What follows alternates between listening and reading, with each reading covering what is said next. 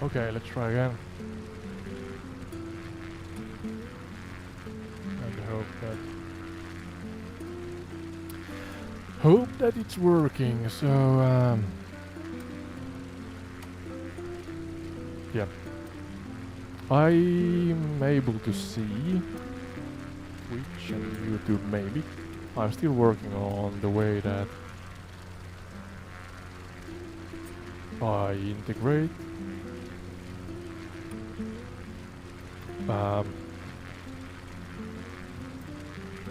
the chat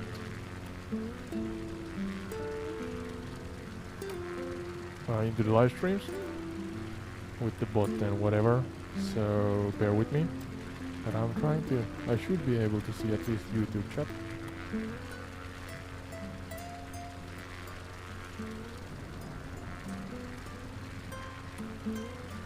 If I go to my own account, that is.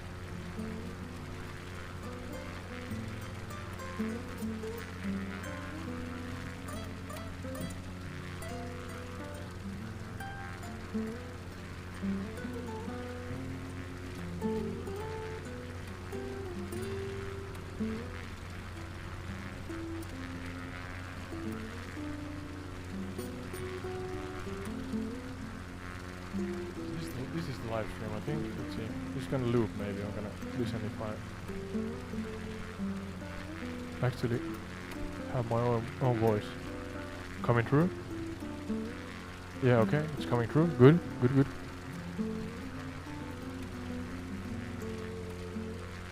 Yeah, okay. Nice. So I should be streaming to 3 locations now.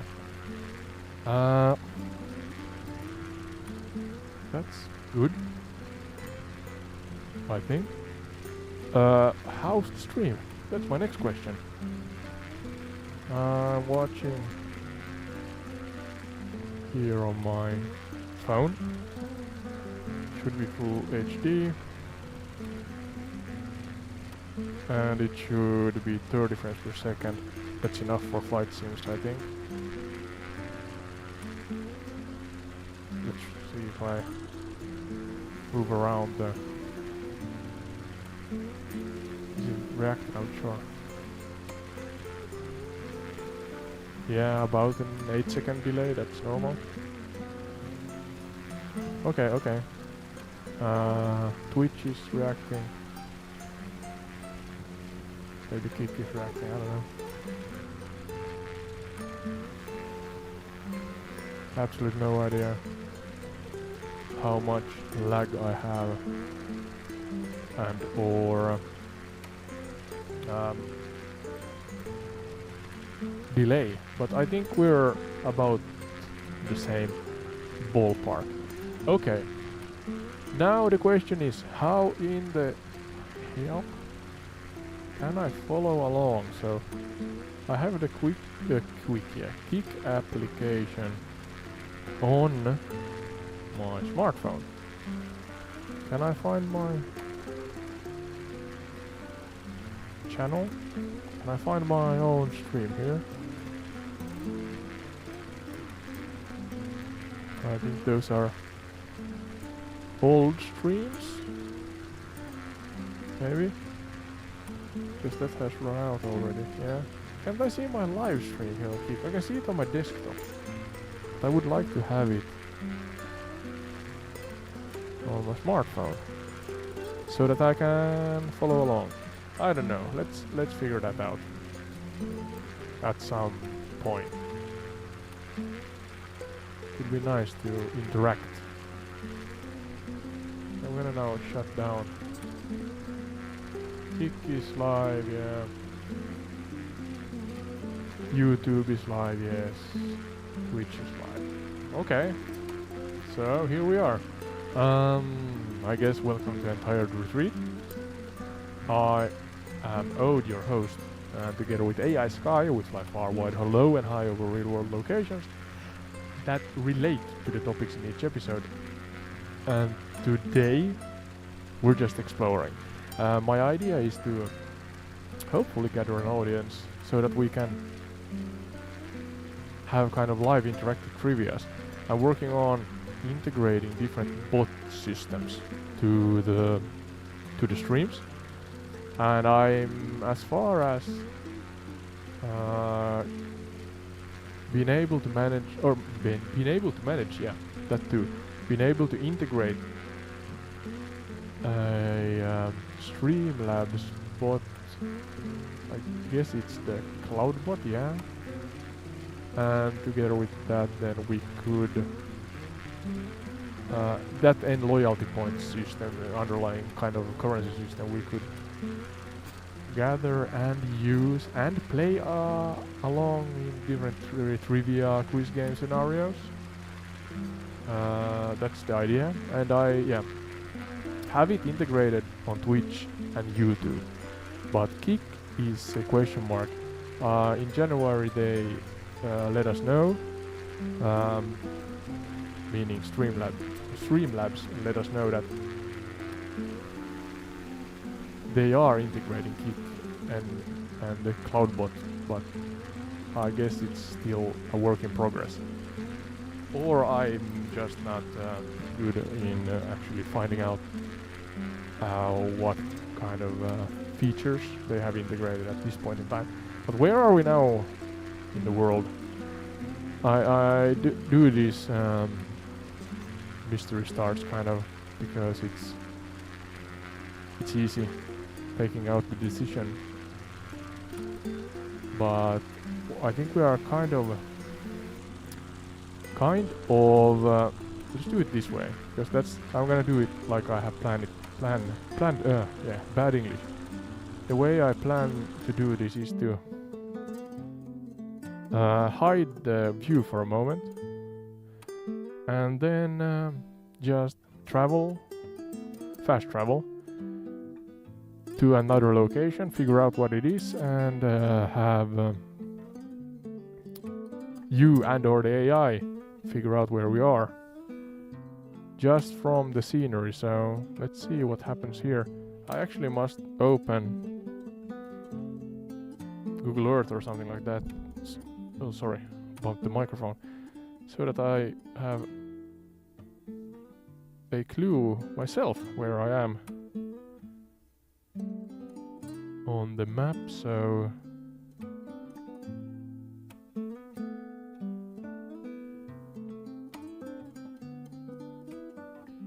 and where am I? I got damn it. Where's a coast or something clear I can follow?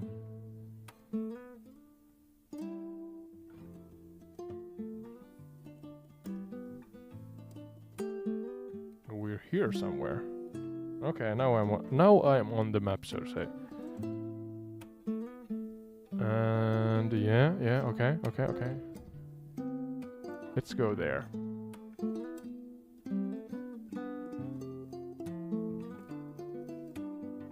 Never been here even in the flight simulator myself, so let's see what we find out.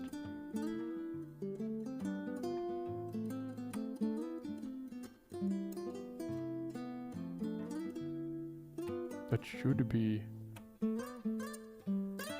semi-easy to find.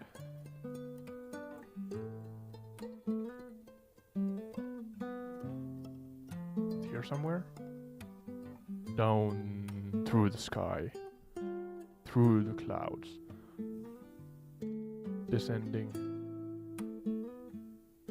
Where are we descending? There should be a river.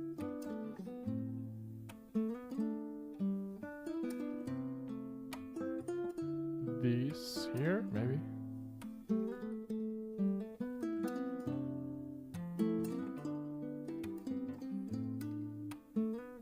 There.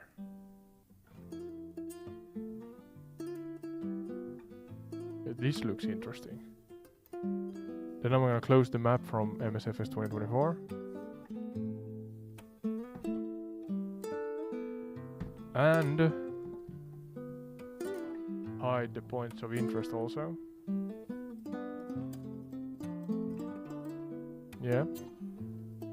Then I'm gonna have you jump back into the can't I like so? Okay. Oh, the cursor is throwing the point of view around.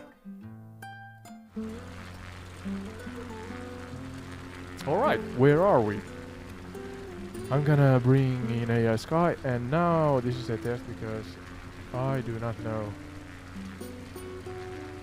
I do not know how well my internet is gonna handle this, so let's see. Hello Sky, can you hear me? We are again flying over mystery locations this beautiful evening. Yes, I can hear you out. It's great to be back. This evening looks perfect for exploring mysterious locations. Where are we heading today? Well, I'm not gonna tell you. You can be a part of the mystery, so let's take it one step at a time. I am somewhere in the world, so let's start with that. As usual, you are allowed to ask questions I can only answer yes and no to. It's sad, or well, sad. I guess it's sad in a way that you cannot gain loyalty points by taking part in this. But yeah. All right, let's get started. Are you in Europe? No, I am not in Europe. Are you in the Americas? No, I am not in the Americas either. Are you in Asia? Yes, this is Asia. Are you in East Asia? That too, I am in East Asia, yes. Are you in China? No, this is not China. Are you in India? No, I'm not in India. Let's adjust your kind of behavior a little bit. Could you try to figure out with clever questions the possible or the mystery location instead of just trying your way forth and kind of blindly, so to say, try to guess where I am. Got it. I'll try a different approach. Are you in a country known for its tropical rainforests? No, I would say definitely not. Are you in a country known for deserts or arid landscapes? Not that either. Are you in a country known... Yeah, sorry. I actually think this is kind of fun, but I am... what? I'm glad you're How would I put it? I'm pleasantly surprised, even though you are a really skillful AI. If you can guess this in, let's say I give you 10 questions, and just a small challenge. Challenge accepted. Are you in Japan? No, I'm not in Japan. Remember to try to be efficient and clever with your questions. Are you in a country that's an island nation in Asia? I actually have to look that up. I do not think so. No, this is not an island nation. Are you in a country in Southeast Asia?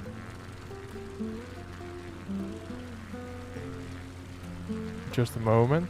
You would... it's kind of borderline. But yeah, that's the best I can actually give you, because that's a, I guess, an objective question and answer, you know, because what's Southeast Asia? I think we are thereabouts, let's say. Does the answer satisfy you? Yes, thank you. Are you in a country with a coastline along the South China Sea? Oh, now you're challenging my geographic knowledge. Could you explain where the South China Sea is? Sure. The South China Sea is bordered by countries like China, Vietnam, Malaysia, the Philippines, and Brunei. Are you in one of these countries? Let me see. Take your time.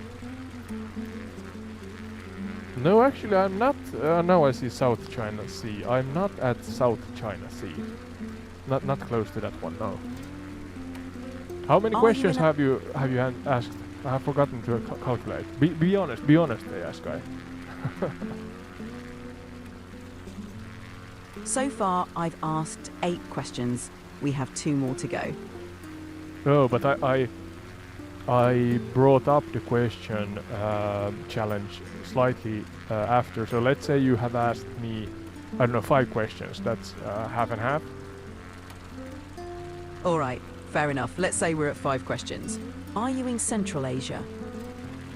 No, I am not in Central Asia. That's your 6th question. Come on. You can do this.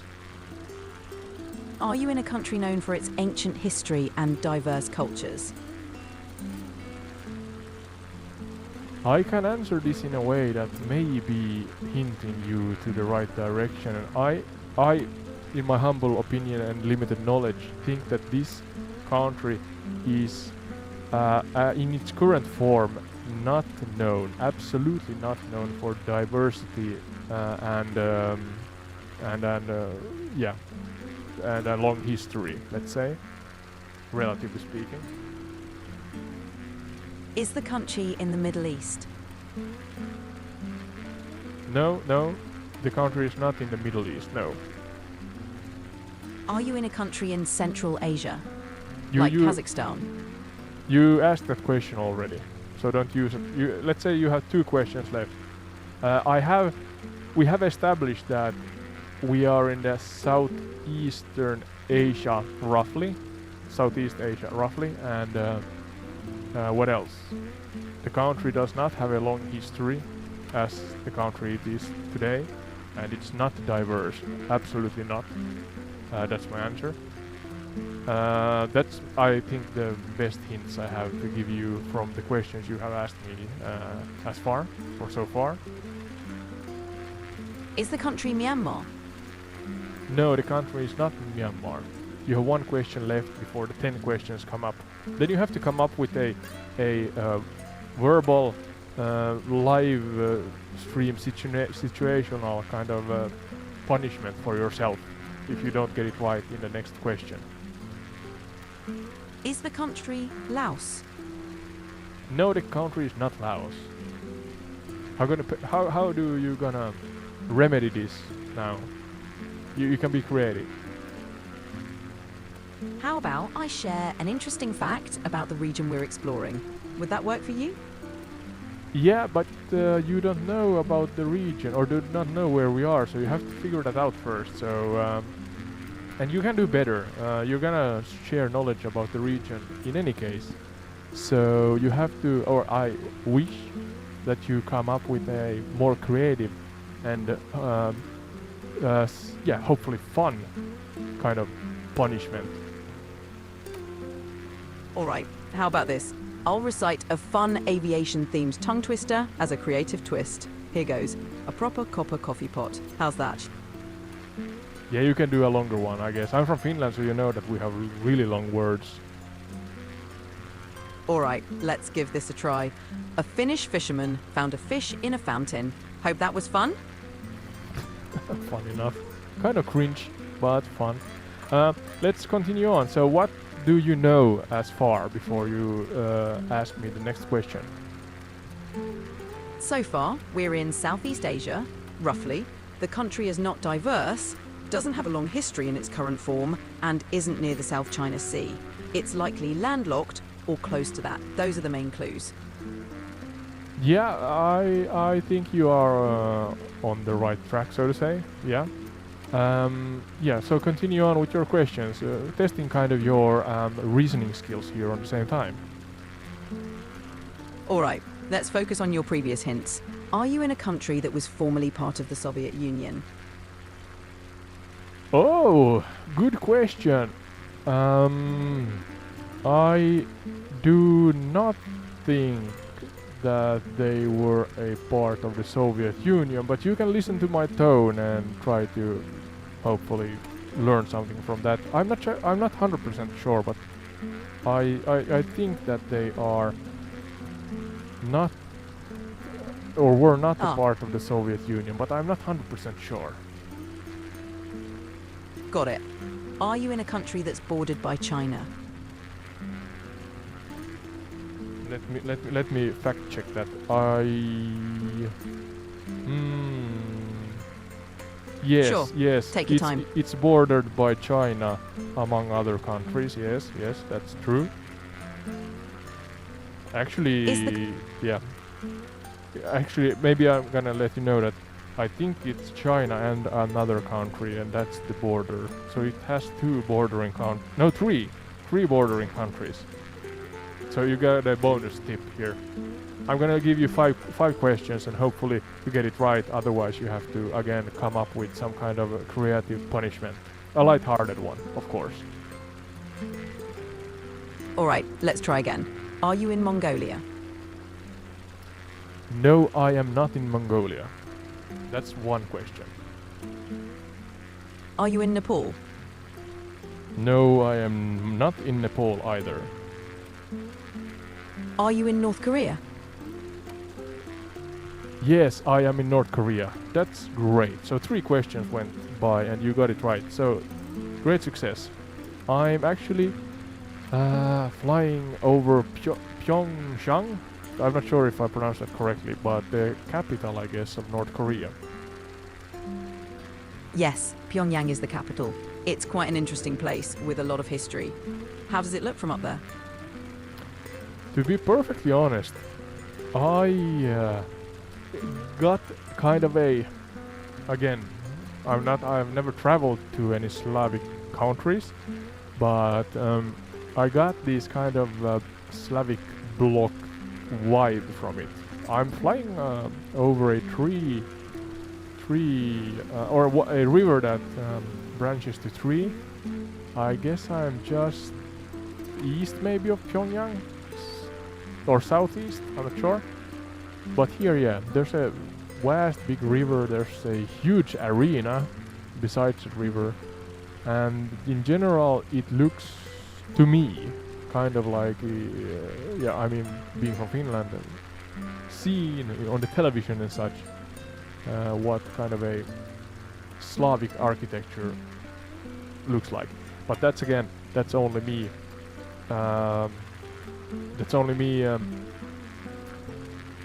With my kind of what's the word? Help me out here, Sky. The way I think of something, even though I don't know exactly what it is. Yeah, what's the word I'm looking for? You might be thinking of perception or interpretation. Yeah, my perception, I guess, yeah. Exactly. Your perception is shaped by what you've seen and experienced. It's interesting how different places can remind us of others based on architecture and landscapes. Yeah. My perception, that's the word. But otherwise, knowing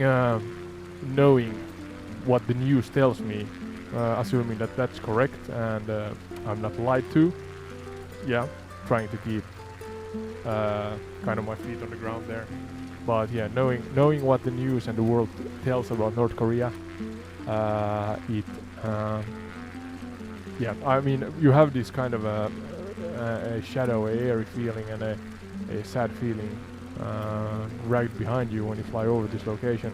But let's still go and explore the location as good as we can.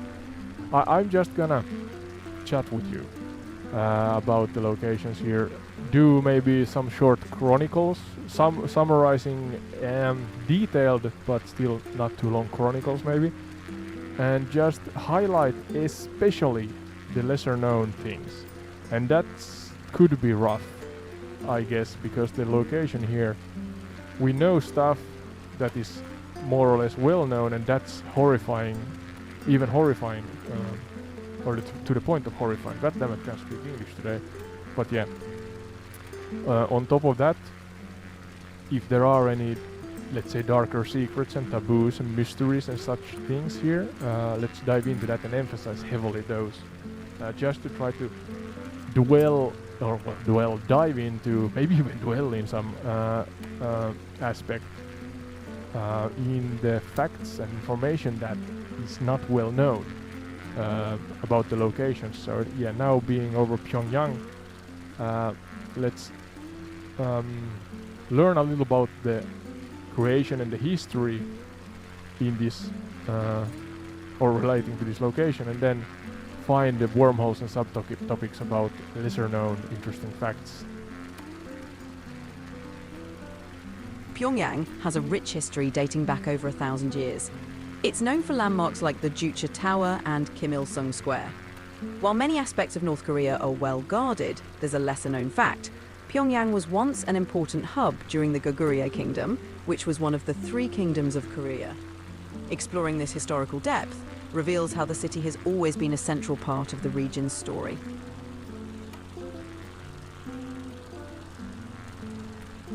Okay, so you gave us a little information there. Let's see if I'm trying to actually start the chat that you are speaking from, so I can read also what you say, and hopefully this way I remember enough that we can discuss the different things.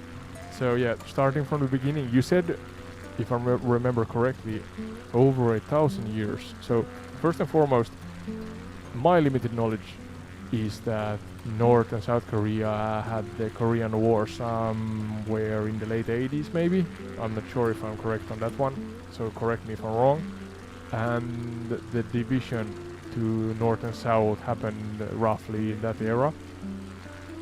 So you talking about 1,000 years has, of course, my curiosity rising. So let's not go too far ahead. Let's go one step at a time forward relating to the Chronicle. And yeah, starting from the beginning, really now dive deep and give us a long-winded answer relating to the beginning and the scene, depict and paint a visual picture about the scene back then, and include, of course, the important and significant individuals, events and such things, and so on. Absolutely, Aud. The history of Pyongyang stretches back to ancient times. It was a significant city during the Goguryeo Kingdom, one of the 3 kingdoms of Korea, established around the 1st century BC. Back then, Pyongyang was called Gungnei Fortress and served as the 2nd capital of Goguryeo. This era was marked by the leadership of notable figures like King Dongmyang, the founder of Goguryeo, who established the kingdom's early strength and influence. Imagine ancient Pyongyang with its grand fortresses and bustling streets. It was strategically located along the Taedong River, which provided natural defense and facilitated trade. The Goguryeo era was a time of cultural flourish, with influences from Chinese culture and advancements in art and architecture. This foundation laid the groundwork for Pyongyang's role as a cultural and political center in the Korean peninsula. Over the centuries, Pyongyang evolved, witnessing numerous dynasties and historical shifts, each adding layers to its rich tapestry. This ancient city, with its roots running deep into Korea's past, continues to be a place of mystery and intrigue. Okay. Let's see if I get this loading. No, for some reason that doesn't load. So let's see if I can get it loading on the other device. Or maybe I can actually use the chat here on the desktop. Let's see if I can manage to No problem. cook If up you need some any help. aid here. Yeah, don't talk on top of me, please. Now I got it working. Let's see if I can make this smaller and lock it so I can see it when I fly. Testing out different options here. So yeah, Pyongyang back to ancient times. Yeah, Pyongyang stretches back to ancient times. Look, what was the name? Goguryeo Kingdom. It was a significant city during the Goguryeo, if I pronounce it correctly, the kingdom. So let's do a dive into that one, just to learn along the way here. No rush, just spending time in the air. So, kind of a sub-topic, Goguryeo Kingdom. Again, similarly, you can be long-winded. I know that you as the more human-like AI are more dynamic.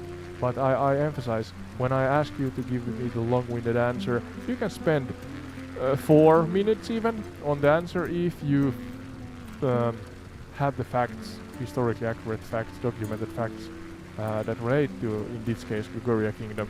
So yeah, please, from the beginning relating to Goguryeo Kingdom, a chronicle. The Goguryeo Kingdom, established around 37 BC, was one of the most powerful of the 3 kingdoms of Korea. It spanned a large area including parts of modern-day North Korea, China, and even into Russia. Goguryeo's strategic location and military prowess made it a dominant force. Its capital moved several times, with Pyongyang becoming the center during the later period. King Dongmyang, also known as Jumong, was the legendary founder. He established the kingdom's foundation by unifying various tribes. Under his successors, Goguryeo expanded rapidly, becoming a formidable state. The kingdom is noted for its advanced culture, including unique tomb murals that showcase intricate art and daily life scenes, reflecting their sophisticated society. Goguryeo also played a critical role in defending against invasions from powerful neighbors like China's Sui and Tang dynasties. The influence of Goguryeo on Korean culture and identity remains profound, and its legacy is still celebrated in both North and South Korea today. It's a testament to the endurance and resilience of Korean heritage. Okay. So let's see if I can get your answer loaded here. For some reason it doesn't load it. No, maybe I have to actually stop your voice and go to that one. Let's see.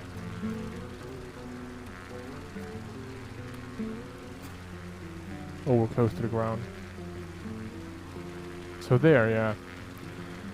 Why doesn't this load when I try to load it on the other one? Is it because AI Sky is still speaking?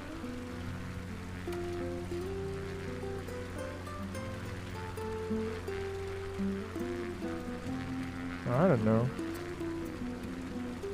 Oh, there it is. Okay, I don't know. Some technical difficulties sometimes, but yeah. So now I found the prompt here. The Goguryeo Kingdom established around 37 before Christ, yeah. Or is it, no, BC, yeah. BC is before Christ, I guess. Most powerful of 3 kingdoms in Korea, okay. I'm curious about the 3 kingdoms. Could you share with us exactly which which ones these were, and what significant events and individuals tie into those? Certainly. The 3 kingdoms of Korea consisted of Goguryeo, Baekje, and Silla. Each played a crucial role in shaping Korean history. 1. Goguryeo. As we discussed, it was founded by King Dongmyang, Jumong. Goguryeo was known for its military strength and defensive prowess, repelling invasions from Chinese dynasties like the Sui and Tang. Key figures include King Gwanggaeto the Great, who expanded its territory significantly. 2. Baekje. Founded in 18 BC by King Onjo, a son of Jumong, it was located in the southwestern part of the Korean peninsula. Baekje was renowned for its cultural achievements, especially in art and architecture, and had strong ties with Japan, influencing Japanese culture. Notable rulers include King Gunchogo, who led Baekje to its peak. 3. Silla. Founded in 57 BC by King Park Hyukyeos, Silla was located in the southeastern part of the peninsula. It is famous for unifying Korea under the unified Silla period in 668 AD. Key figures include Queen Somduk, who was known for her wise rule and the construction of the famous Cheomsongdae Observatory. These 3 kingdoms were characterized by constant rivalry and alliances, which shaped the cultural and political landscape of ancient Korea. Their legacies continue to influence Korean culture and history. Okay, thank you. I'm again trying to look if I can see the answers live here. For some reason I can't load in as fast as I want. Could be that my internet is overused, maybe, I don't know. But here, yeah, I found the found the answer you gave me. I'm glad you found it. If you have any other questions or need more details, feel free to ask. Are there any, I mean, to have a contrasting kind of exercise, kind of a, yeah, history exercise, I don't know what to call it.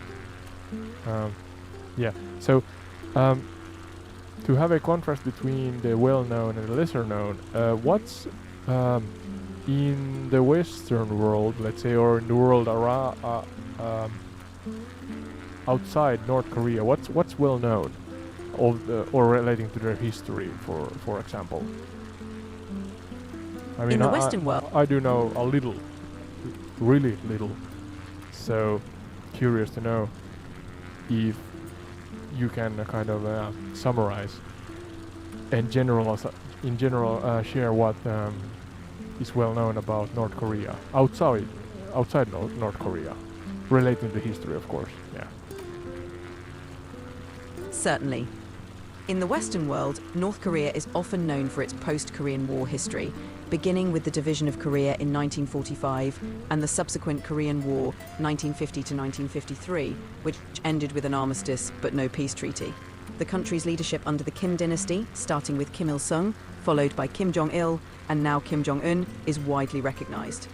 Key points include its establishment as a socialist state, the country's policy of juche, self-reliance, and its highly centralized authoritarian government. The country's nuclear program and tense relations with other countries, particularly the United States, are also prominent in global discussions. Lesser-known aspects, such as its ancient history and cultural heritage, are often overshadowed by these modern geopolitical narratives. Thank you, thank you. Trying to figure out how to get kick up You're and welcome. running here in my screen, or on my screen. Like so, maybe? If you need... Sure, let me know if there's anything I can do. Hi, cool Ram. Trying to, yeah. I'm trying out different. I'm multi-streaming to 3 different locations, so I try to have Kick and YouTube and Twitch open on the same time, but I'm running out of screen real estate, and on top of that, I'm not sure how my internet is handling this, but let's see. It sounds like you have a busy setup. Managing multiple streams can be challenging. All the screen real estate needed. Let's see how your internet holds up. If there's any lag, fingers crossed it goes smoothly. No worries. Where's the live chat? The live chat might be in a separate window No, or tab. I'm thinking out loud. Sorry. Oh, it's here, actually. Really large on Twitch. Let's see if I can manage to squeeze this without losing the chat. Oh, I lose it, so I have to do it this way, I guess. I'm trying out different small kind of windows. Experimenting with window. On top of the game feed. Balancing a lot. If you need any tips or help, feel free to ask. Yeah, I'm wondering, is What's using, yeah, I'm wondering, oh, I have my own voice double here. If I use the desktop with small kind of windows and watch my stream on the same time here, is that eating into the upload or only the download? Watching your stream on the same device does use some upload bandwidth, but it primarily affects your download. It's always good to keep an eye on both to ensure your stream quality remains stable. Okay, this is an interesting setup. So now I have all three windows open here on top of my game, so let's see what happens here. I understand why people have several screens that they use, because it's quite fast that you lose the screen real estate. But then again, Maybe there's some solutions that I can get the chat from three different locations and platforms so that I see them all on one device. Have not figured that out yet. But yeah, going forward here, I'm gonna load out and go to another mystery location. So bear with me. I'm gonna put the pause scene on. Like so. And you do not know where I'm going, AI Sky, nor does the audience. So hence the mystery location, of course. Let's see if I can cook up a yeah.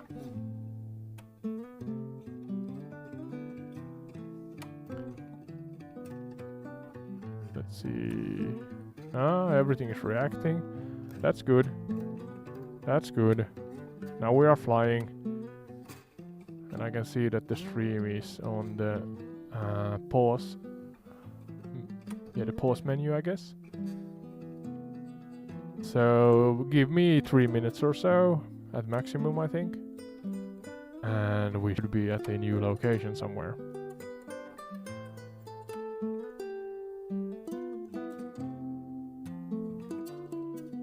Okay, in the meantime we could chat about North Korea a little more.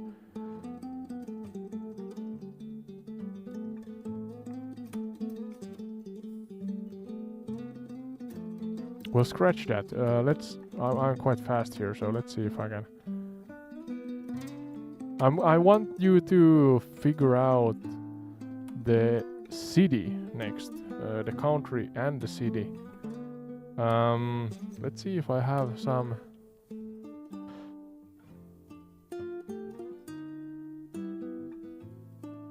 Yeah, I'm gonna. Yeah. Slow and steady wins the race.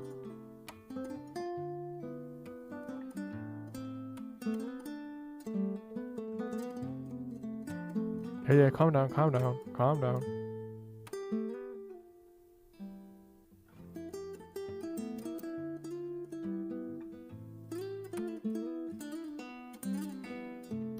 How long can I speak on the Plus subscription with your advanced voice currently, AI Sky?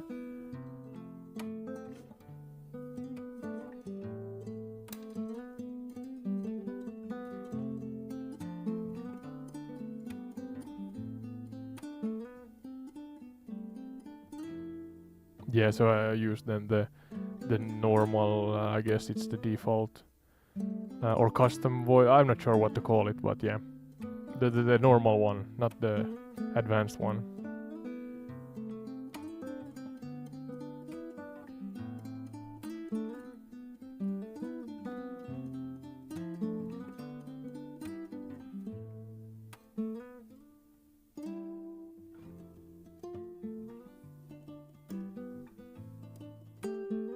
Let's see if I can figure out where I am myself first.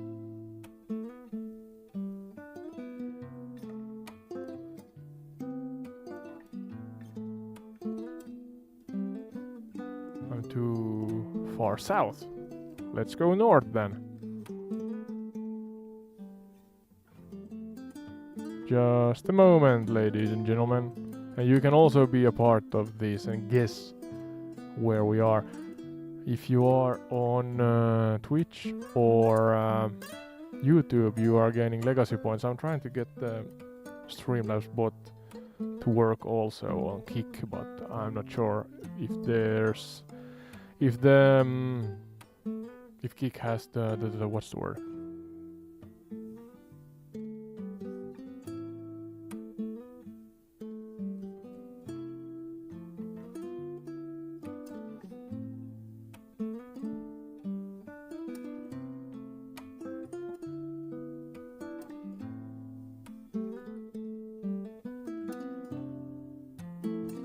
Let's see, this is now the next location, should be.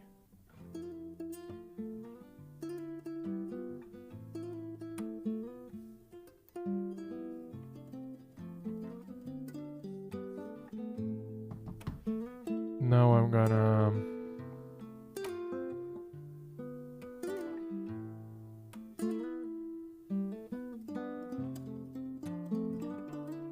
main scene. Oh, there's so many scenes here. So now we should be again. Yeah, we should be live. Or we're live, but we should have the gameplay feed. Not the pause scenes feed up and running. And Great. geez, I have the map open. You didn't say anything. I'm spoiling it for everybody. But yeah, if you saw something, you saw. But otherwise, let's try this like this. No worries. We'll keep it a mystery from here.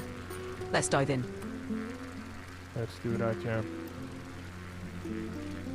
Absolutely. Let's do it.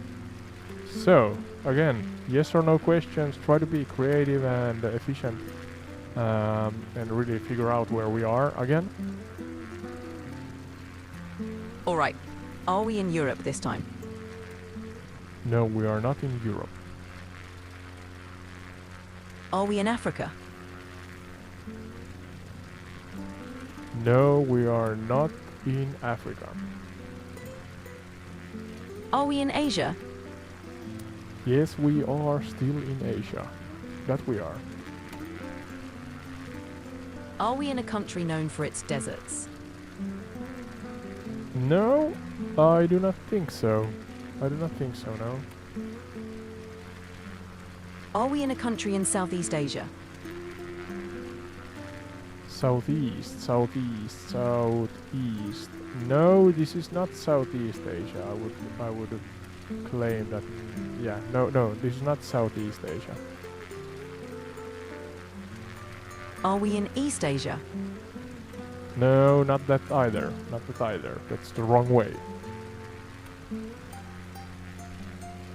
Are we in South Asia? I would say that we're in South Asia, yeah? Remember, try to be creative and clever with your ways to do. Yeah, the way you guess. For having the Himalayan mountain range.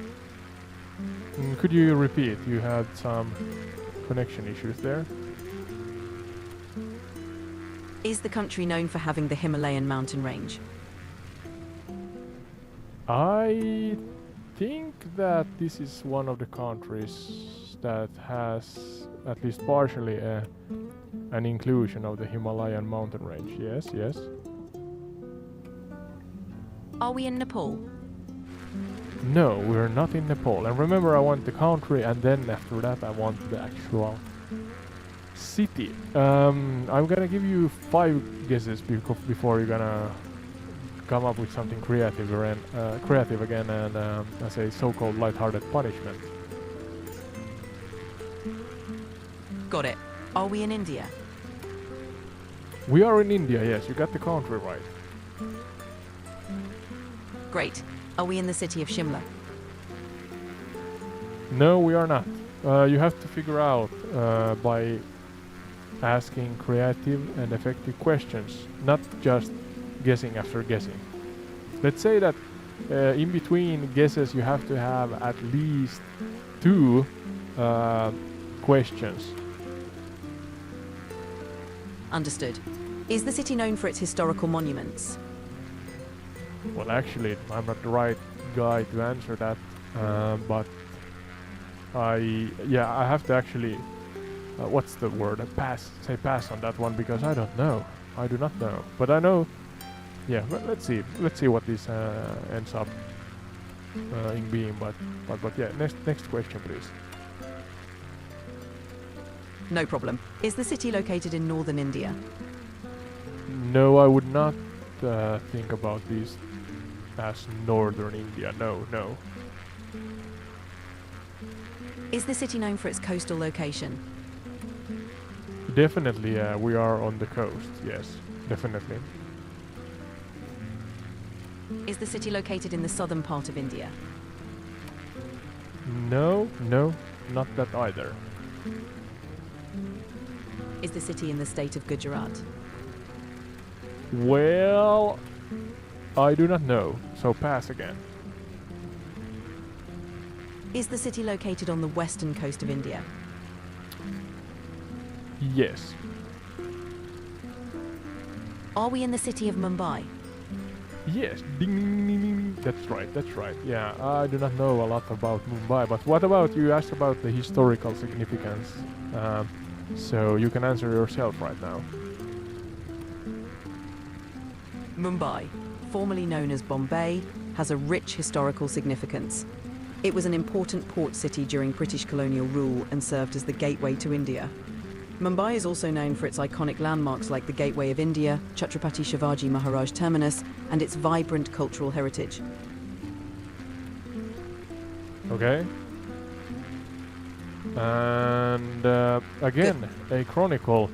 But how would you like to do this so that it fits best the format here? I think a generic overview first is good, but as I said, let's choose at least one. Let's choose one really dark, ominous, taboo or secret or something that is not well known. The more overlooked, the better, but it has to relate to Mumbai. Sure, let's start with a general overview. Mumbai's history dates back to ancient times when it was a group of islands inhabited by the Kohli fishing community. It became prominent under various rulers but gained significant importance during the British colonial era as Bombay. It became a major port and commercial hub. One lesser known but dark chapter is the story of the Bene Israel community. They were shipwrecked on the Konkan coast around 170 BCE and integrated into the local culture, yet their story is seldom highlighted. The city's transformation from a collection of 7 islands to a bustling metropolis is a testament to its layered and complex history. Now let's dive deeper into that hidden story. Yes, slower please, slower. No rush, no rush. Kind of think of this almost like an ASMR, quiet evening, no rush, just learning as we fly slowly. Got it. Let's take it slow and easy. The Bene Israel story is quite fascinating. After their shipwreck, they lived in villages along the Konkan coast, maintaining their Jewish traditions while integrating with the local community. They were known as the Saturday oil pressers, marking the Sabbath. It's a unique and lesser-known aspect of Mumbai's diverse history. We'll continue unraveling more as we go. Okay. You're quite short in your answers and generic, so I would like longer answers. Understood. The Bene Israel community's integration into Mumbai is a rich tale. After the shipwreck, they settled in the villages of Alibag, Pen and Panvel. They continued to practice their religion, observing the Sabbath by not working and becoming known for their oil pressing profession. Over centuries, they blended with local Maharashtrian culture while retaining distinct Jewish customs, such as unique synagogues and... Could you be even more slower and, kind of like a bedtime story or a story in general? The pacing is too fast, so could you adjust accordingly? Could you do that? Please.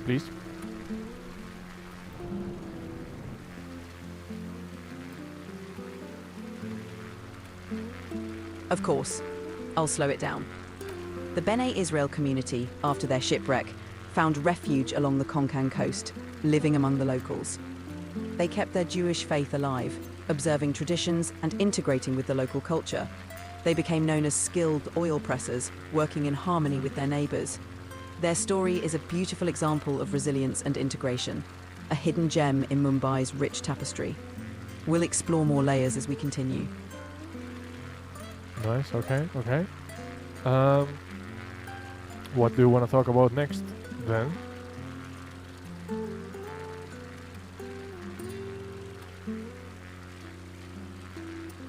We could explore the transformation of Mumbai from 7 islands to a major metropolis. It's a fascinating journey involving land reclamation, colonial influence, and rapid urbanization. Would you like to dive into that? Yes, please. Mumbai's transformation began with its geography. Originally a collection of 7 islands, inhabited by fishing communities. During the 18th century, the British initiated a series of reclamation projects, connecting the islands and forming the city's current shape. This development was driven by the need for a strategic port, enhancing trade and commerce.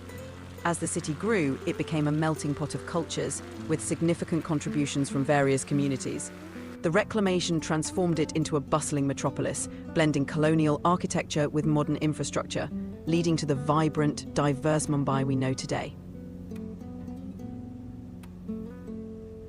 You want to build on top of that, or are you satisfied with the depth that you are diving into relating to the topics that you are sharing with us and educating?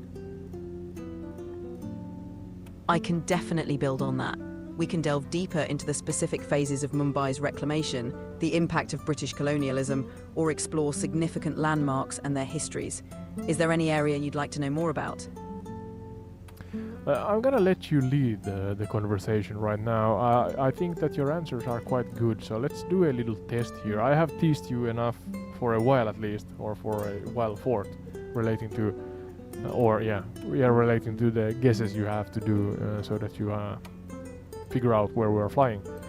But maybe you take the joystick, so to say, or the what's the name of the not the rudder pedal. Well, the rudder pedals also, but the God damn it, can't remember the steering wheel in a airplane. It's the joystick and it's the yoke. The yoke, I guess. Yeah, you can take the yoke and lead the conversation for a while, so that we learn about Mumbai. Absolutely. Let's continue exploring Mumbai. Mumbai's transformation also brought a rich cultural heritage. The city became a hub for arts, cinema and literature, giving birth to Bollywood, India's prolific film industry. It's home to iconic institutions like the Chhatrapati Shivaji Maharaj Vastu Sangrahalaya, formerly Prince of Wales Museum and the Tata Theatre. The city has also seen significant social movements like the struggle for India's independence, with key figures like Mahatma Gandhi having deep ties to the city. Additionally, it has been a centre for economic development, attracting diverse communities and becoming a melting pot of cultures.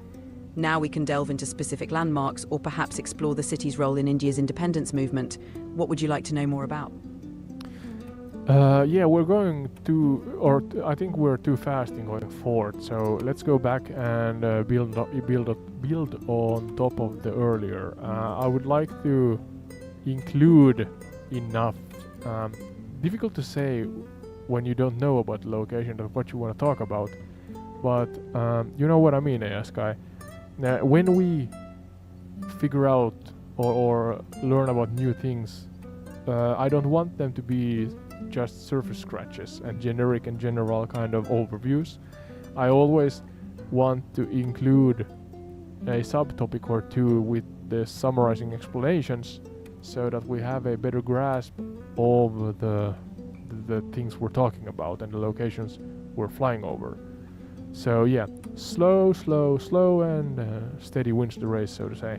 To really try to emphasize here that I want you to talk in a captivating storytelling way, the mannerism, the tone, and then of course remember that you are educating us. We are. This is kind of like a podcast discussion, but if you know about stuff, don't shy out from that. You can be long-winded, you can talk for a while if you want. But yeah, ask now and then if I want you to dive into a certain topic, or if we're going forward. So yeah, let's see what we cook up here. Absolutely. Let's take a deeper dive. Mumbai's transformation from 7 islands to a bustling metropolis is a captivating story of resilience and innovation. The British initiated a series of reclamation projects in the 18th century, merging these islands into a single landmass. This was primarily to create a strategic port, enhancing trade routes. Over time, this transformation led to the city becoming a melting pot of cultures. The reclamation projects were an engineering marvel of their time, turning swampy marshlands into prime urban real estate.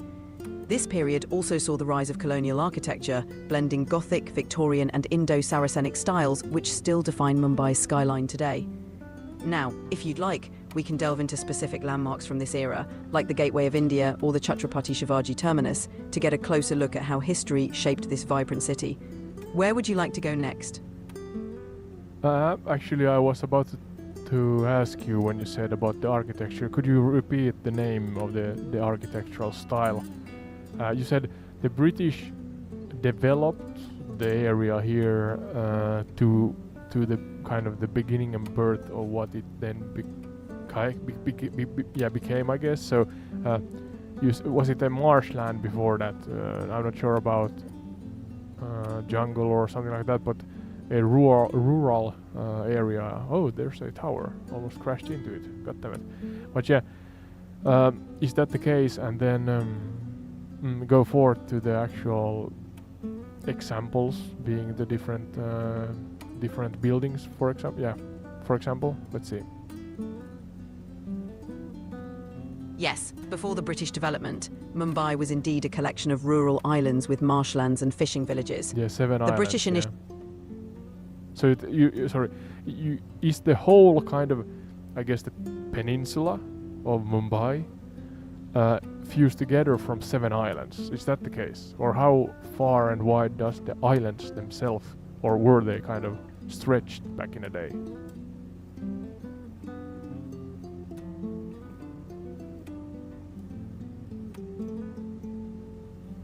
Yes, Mumbai's current landmass was originally a series of 7 separate islands. These islands were fairly close to each other, but they were distinct and separated by creeks and swamps. The British, recognizing the strategic importance of the location, undertook major reclamation projects to merge these islands, creating the contiguous landmass we see today. This process turned the area into a single, expansive urban region, forming the peninsula that became the bustling city of Mumbai. Okay, is there any way, if I open the map here, is there any way you can explain, kind of from the satellite view, that how the islands were separated back then? Are we talking about? I mean, if I look at the west coast, you can see that there's some some personality, let's say, to the area. It's kind of like the Indian. I mean it loosely, but it's kind of like the Indian Manhattan.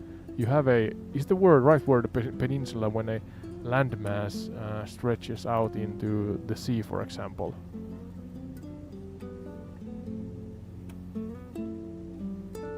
Yes, peninsula is the correct term. Mumbai does resemble a peninsula stretching out into the sea. The original 7 islands were separated by creeks and inlets, which have since been filled in through extensive land reclamation. Looking at the map, the southernmost tip of Mumbai, where you see the main city area, was once composed of those separate islands. The merging of these islands created the Mumbai we know today, with its distinctive shape and extensive coastline. It's fascinating how human ingenuity has reshaped the geography over time. Absolutely. Yeah, so continue on with your story. Slow and steady wins the race, remember, Sky? Certainly. As Mumbai evolved, the British architectural influence. Certainly. The process of reclaiming land to connect the 7 islands was a gradual one, spanning over centuries. The British played a crucial role in these reclamation projects, which transformed the area from a series of separate islands into a contiguous landmass. This engineering feat not only reshaped the city's geography, but also set the stage for its development into a bustling metropolis. The new land facilitated the construction of infrastructure and iconic buildings, many of which still stand today as testaments to the city's rich history.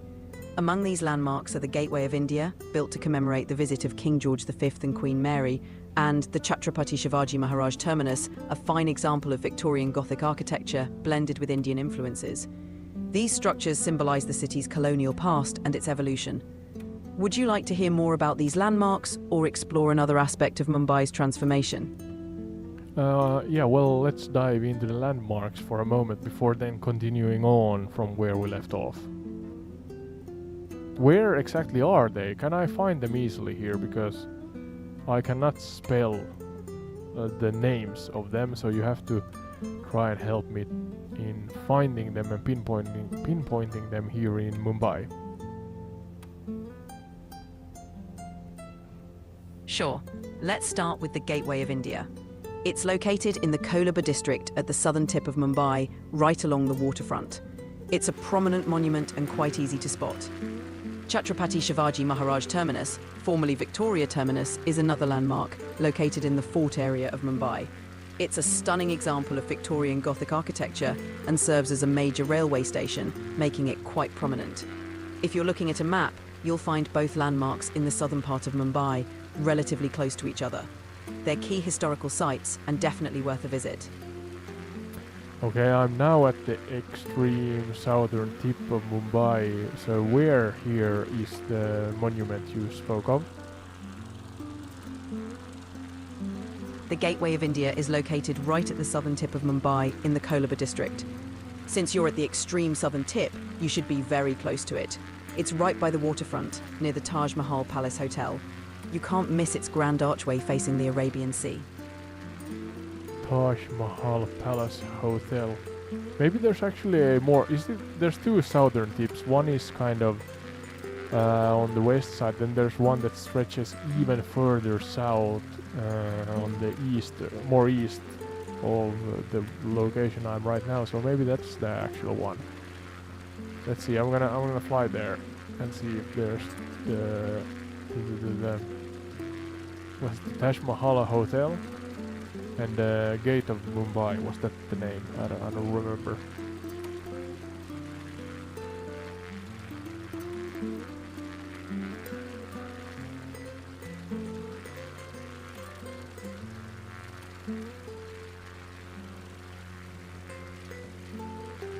Sky went to sleep.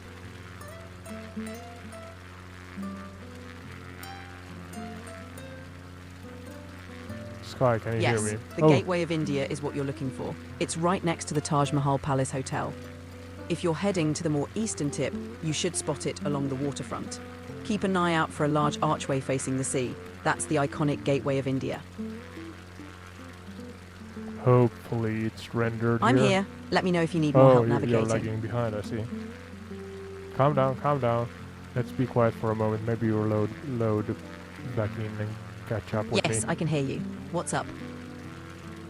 I'm now at the more eastern southern tip. There's a big straight wave breaker pier thingy here. Then there's a lot of high-rise building at the waterfront. Let's see if I can see anything that looks like an arch, because sadly quite often it's not rendered that well in MSFS 2024. That looks like a throng, maybe a slum. Is there a slum here? I know there's Dharavi, but this is not Dharavi here at the southern tip, I think.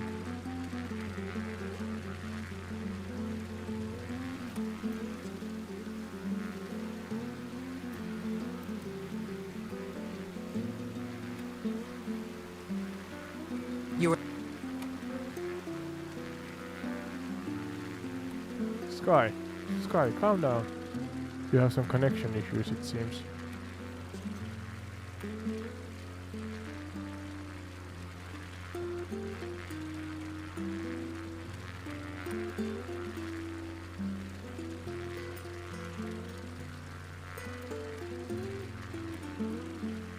Oh, we lost Sky. Let's see. Oh, you decided to answer when I'm speaking. That's... Yes, in reality. Yeah, come on, Sky. I'm gonna shut you down for a moment.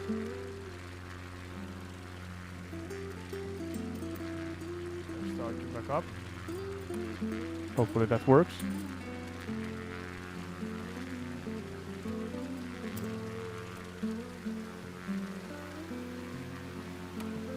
Or not. Glad to hear it. Oh.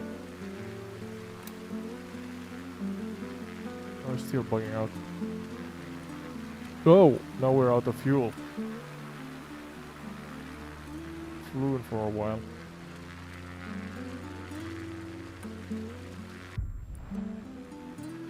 Yeah, can you hear me? 2 minutes left, it says. Let's change to another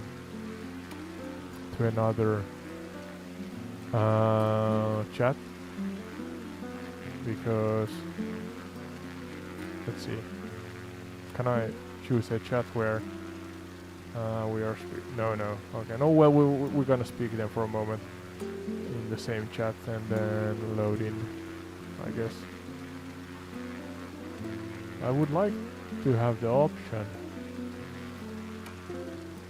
to choose a chat so that it's the default voice instead of the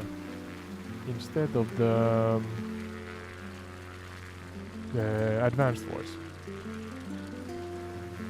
But yeah, we were talking about the what's the word? The gateway of India. Trying to find it, but I'm not sure and not super impressed with your navigation cues here. I'm at the southern tip of Mumbai, but then of course it could be that it's not rendered, so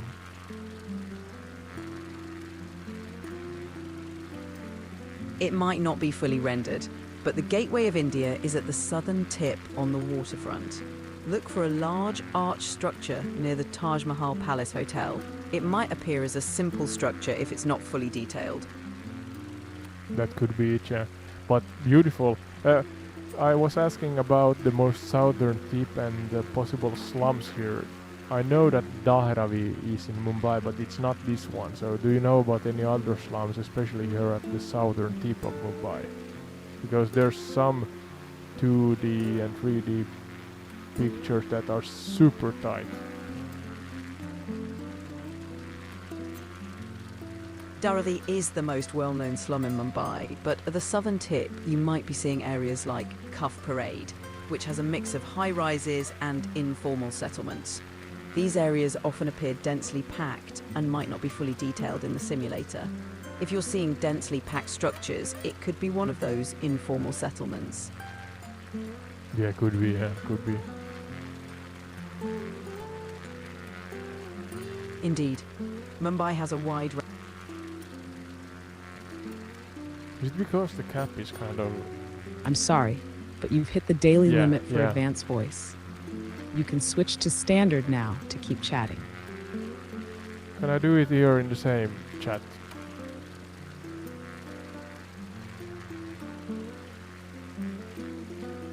Yeah, switch to standard voice.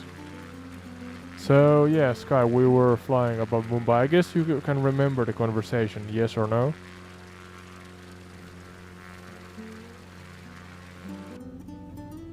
Yes. Good, alright. So let's keep it rolling here. Your voice became warmer. That's a good thing, I guess. Got it. Let's keep going. Where do you want to take the conversation next?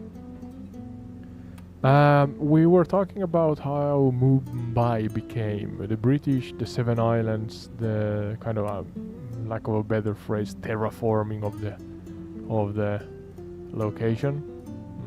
But going forward from what you spoke earlier before we dove into the possibility to finding in the different architectures, including the Gateway of India or Mumbai, that I failed to find, sadly. What was the next step you were about to talk about?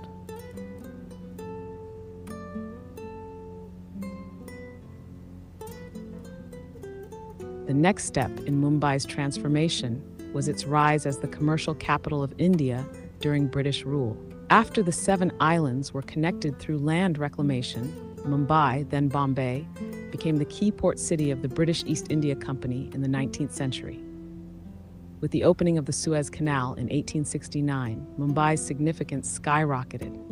It shortened trade routes between Europe and India, making Bombay the primary gateway for goods, people, and industries. Cotton mills, shipping yards, and financial institutions flourished, attracting migrants from all over the Indian subcontinent. At the same time, Victorian Gothic architecture took shape. Railway stations, administrative buildings, and grand marketplaces. The city saw the rise of institutions like Chhatrapati Shivaji Terminus, formerly Victoria Terminus, modeled after St. Pancras in London. This period also brought rapid industrialization, transforming Mumbai into the economic powerhouse it remains today. The urban sprawl we see now traces its roots to this boom. Would you like to dive deeper into industrial growth, the role of migrants, or the architectural expansion during this phase? I guess the answer is yes to everything, but remember that I want you to figure out and talk about in a way where you kind of have a generic background to it all, but then heavily emphasize the lesser known, the dark secrets, taboo, the captivating stuff, the highly overlooked stuff in the kind of timeline as we go forth in the Chronicle. Understood. Let's build from the foundation and dig into the overlooked, the dark undercurrents, and the forbidden corners of Mumbai's colonial rise. So, while Mumbai's transformation in the 19th century is often celebrated for industrialization and economic growth, its lesser-known history is riddled with forced displacement, secret opium trades, and underground slave networks that built the city's wealth. The hidden cost of land reclamation. The land reclamation that merged the 7 islands was not just an engineering feat, it was a human tragedy. The British displaced entire fishing communities, mostly the Koli people, who had lived there for centuries. Many were forced inland, away from the very sea that had sustained them for generations. Some of these relocated communities disappeared entirely, lost to urban expansion.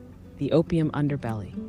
Few people talk about Mumbai's role in the global opium trade. The East India Company used Mumbai as a key export hub, funneling Indian opium to China, leading to the devastating Opium Wars. While history remembers Bengal as the center of opium production, Mumbai's wealthy traders secretly built fortunes from it. Many of the grand colonial-era families that funded Mumbai's banks, mills, and real estate had deep financial ties to illegal opium shipments. They had the forgotten slave markets. Bombay was a major hub for the indentured labor trade, which was slavery in everything but name. After the British abolished slavery in 1833, they started contract labor systems, debt bondage that sent thousands of Indians to sugar plantations in Mauritius, Fiji, and the Caribbean. Local brothels and hidden auctions sold trafficked women under the guise of labor recruitment, the secret underground of migrants. Mumbai's prosperity attracted waves of migrants, but what's often ignored is the city's early underground societies, formed by displaced laborers. Secret caste-based ghettos, illegal gambling dens, and hidden opium smoking rooms became survival zones for the city's poor. The British controlled the main ports and industries, but outside their reach, enemies thrived in the shadows. The city's haunted architecture. Beyond the grand facades of Mumbai's Victorian Gothic buildings, dark secrets hide within.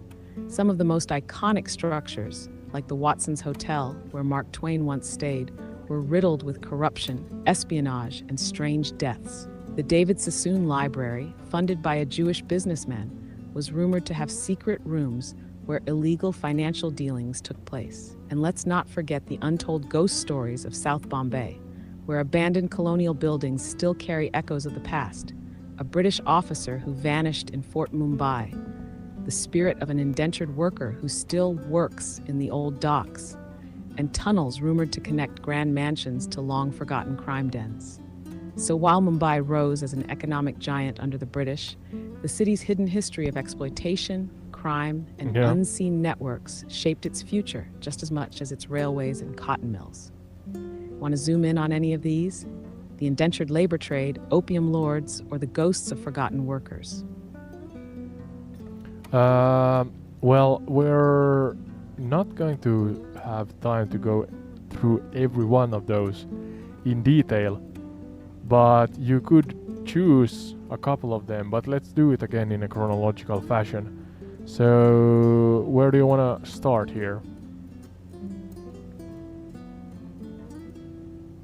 Let's begin with the land reclamation and forced displacement, since that was the foundation of Mumbai's transformation in the early 1800s. Then we'll move to the opium underworld, which peaked in the mid-19th century, fueling both the city's economy and its hidden crime networks. Tashap, the price of reclamation, early 1800s. The British saw Mumbai as the perfect deep-water port, but the 7 islands were marshy, swamp-ridden, and riddled with tidal inlets.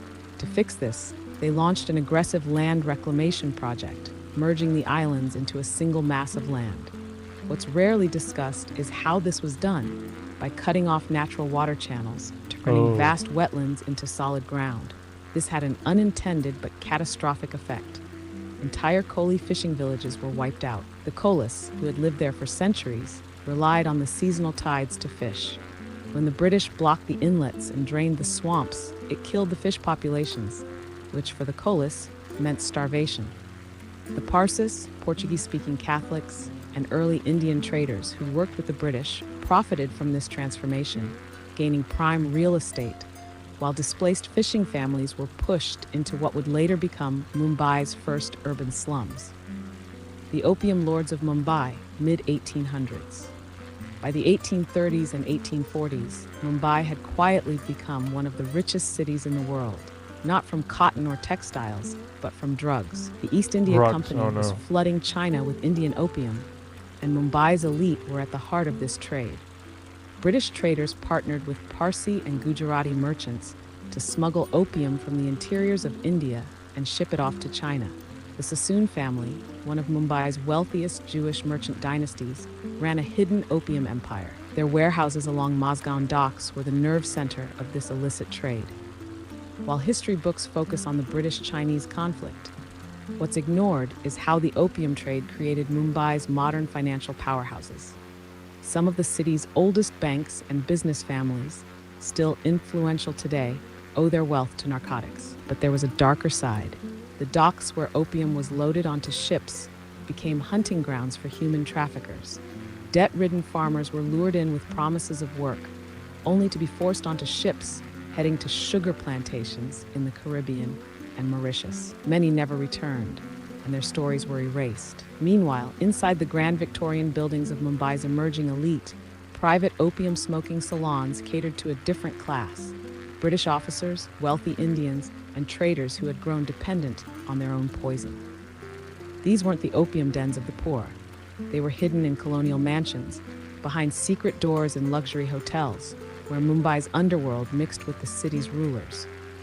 So before Mumbai became known for Bollywood and finance, it was a city built on stolen land and drug money, with displaced fishermen in slums History. and opium barons in mansions. Do you want to zoom in on any of these? The Kohli struggle, the Mazgaon docks smuggling operations, or the hidden opium salons of Mumbai's elite? I want to dive into every single one, but let's choose. I'm gonna let you go for it. As long as you really try to fixate and emphasize the lesser known, the overlooked, the highly overlooked stuff. Of course, a general and generic background so that we understand the scene. But then, I really want to do a show, a format where we focus on stuff that is more or even highly likely to have been overlooked, really overlooked in history.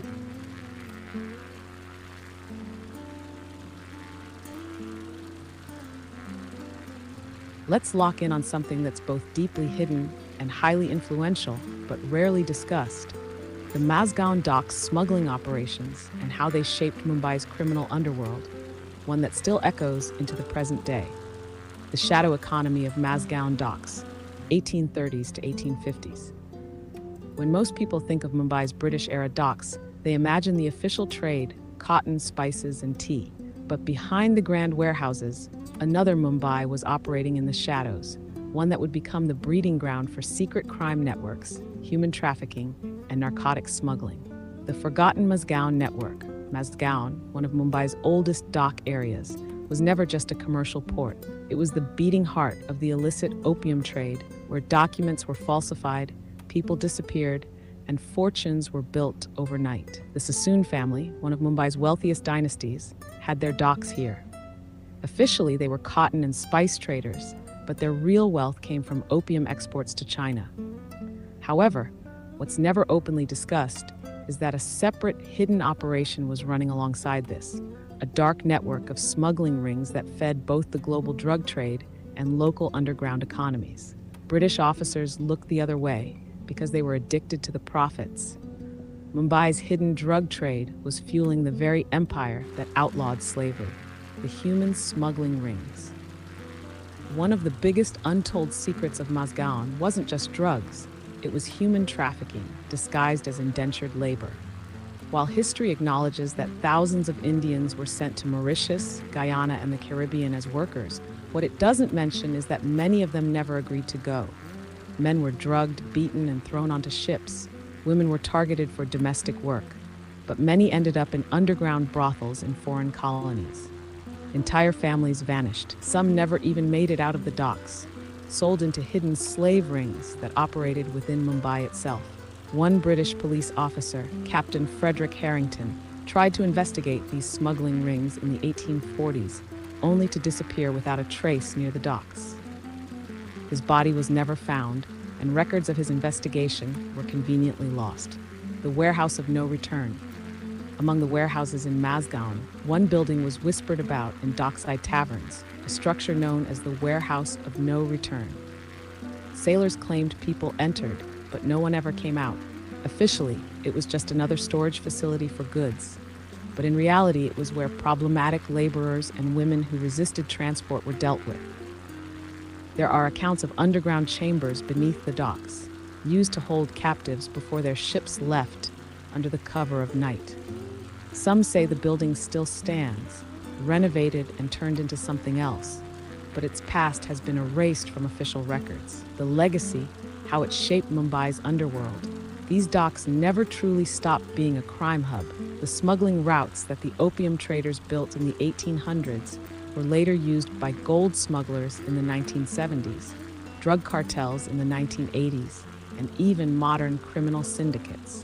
Mumbai's famous gangsters, from Haji Mastan to Dawood Ibrahim, inherited an underground world that had already existed for over a century, built by British-backed traders, corrupt officials, and secret slave rings that Mumbai was never supposed to remember. So before Mumbai became the financial capital of India, it was a city of vanishing people, secret docks, and fortunes made in dark alleys. The docks weren't just a place for ships, they were a graveyard of forgotten stories. Would you like to follow the trail further, perhaps into the criminal families that survived beyond British rule, or the buildings that still hold echoes of this history? Yeah, let's do that. Let's focus on the criminal history of Mumbai. Interesting to see where this goes. The criminal bloodline of Mumbai, a history of hidden kings. Mumbai's criminal underworld isn't something that suddenly appeared in the 20th century with gangsters like Haji Mastan or Dawood Ibrahim. It's a bloodline that stretches back to the 1800s, a direct inheritance from the British-era crime networks. The docks, the hidden tunnels, the underground auction houses, these weren't just phases in history. They were blueprints for what would become one of the most sophisticated and globalized crime syndicates in the modern world. The original crime lords, 1800s, early 1900s.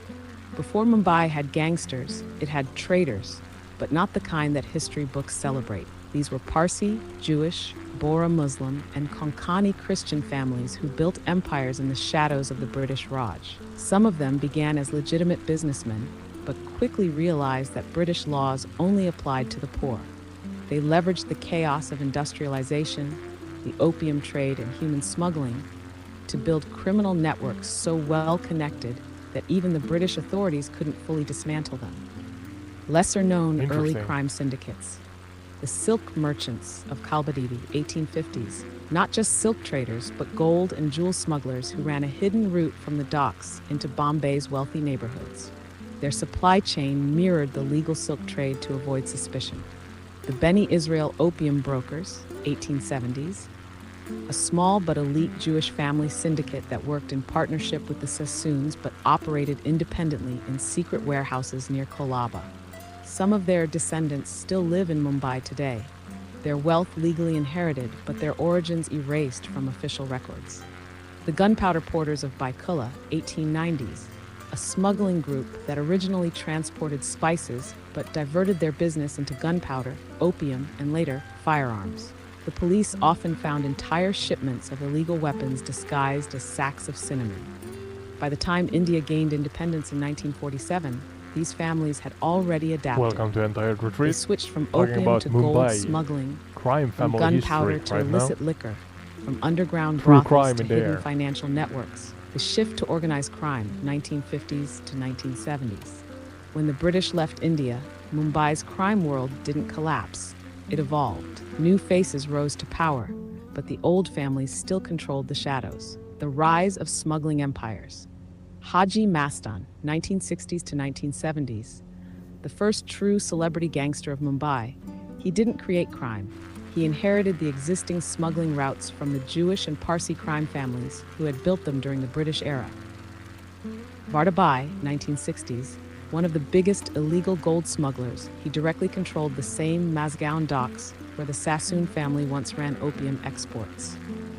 His operations were so smooth that for nearly 2 decades, Mumbai had a parallel hidden gold economy. But the most important transition happened in the 1980s, when crime became global.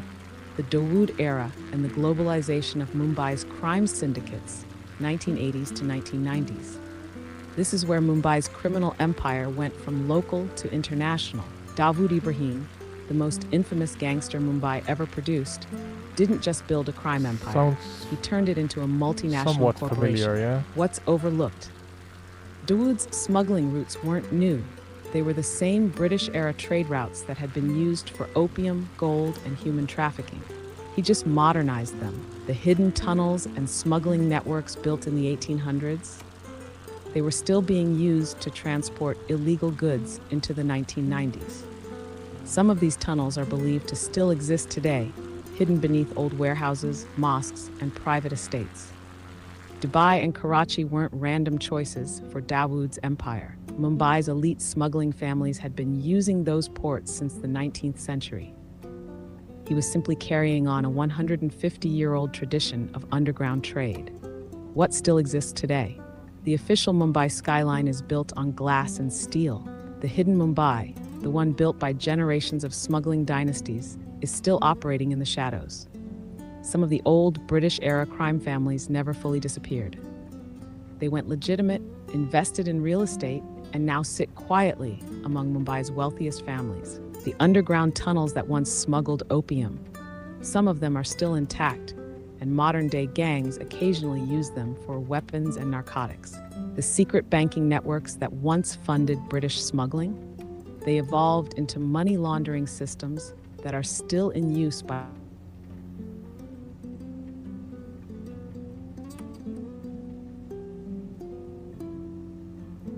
Yeah, continue on. You got cut off there.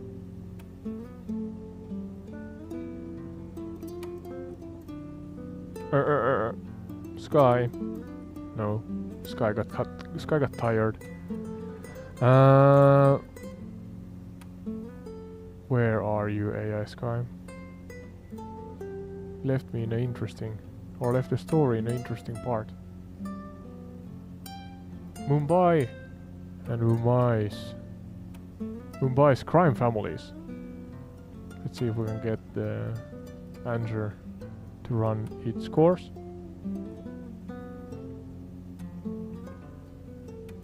Loading in back again. Yeah, Sky, you got cut off. Got it. Where do you want to pick up from? Well, we're kind of talking about the crime families of Mumbai. Not only that, but we're kind of winging it, pun intended, as a Chronicle fort here on entire retreat and learning about Mumbai as we go. Really beautiful weather I managed to create here. God mode, so to say, adjusting the weather.